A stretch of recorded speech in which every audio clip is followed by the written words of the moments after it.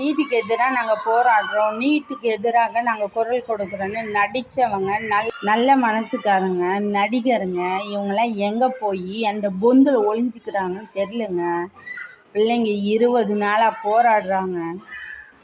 கல்வீச்சு, துப்பாக்கி சூடு, தடியடி, கண்ணீர் குண்டு வீசுறது, போலீஸ்காரங்க ஒருத்தர் கூட பேட்ஜ் இல்லை. ஒரு லாரி ஃபுல்லாக கல் எடுத்துகிட்டு வந்து அடிச்சிருக்காங்க.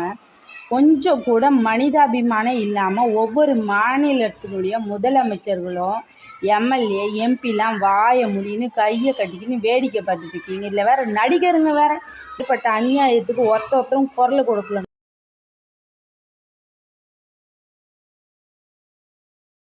நீதி நேர்மையை பற்றி பேசக்கூடிய மனிதர்களாக நீங்கள் கேவலத்தில் கேவலமாக இருக்குது. இந்த ஒரு மனிதனும் மாடு அடிக்கிற மாதிரி அடிச்சிட்ருக்காங்க.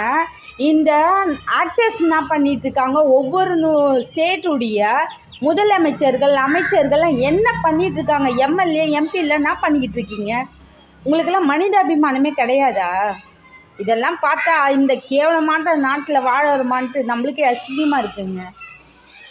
ஒரு பிள்ளைங்களை போட்டு இப்படி அடிக்கிறாங்க, ஒருத்தர் கூட வாயை திறக்க மாட்டீங்க. உங்களை நம்பி இந்த நாட்டுக்குள்ளே நாங்களாம் நீங்களாம் பெரிய ஆளுங்கன்னு நினச்சிட்டு நாட்டுக்குள்ளே வாழ்ந்துட்டுருக்கோம்.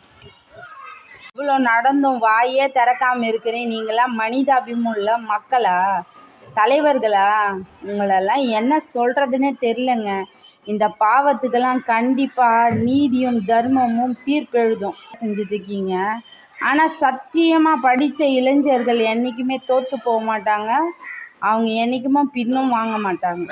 கொஞ்ச நாள் காத்துருங்க, எல்லாத்துக்கும் சேர்த்து சரியான பதில் கிடைக்கும்.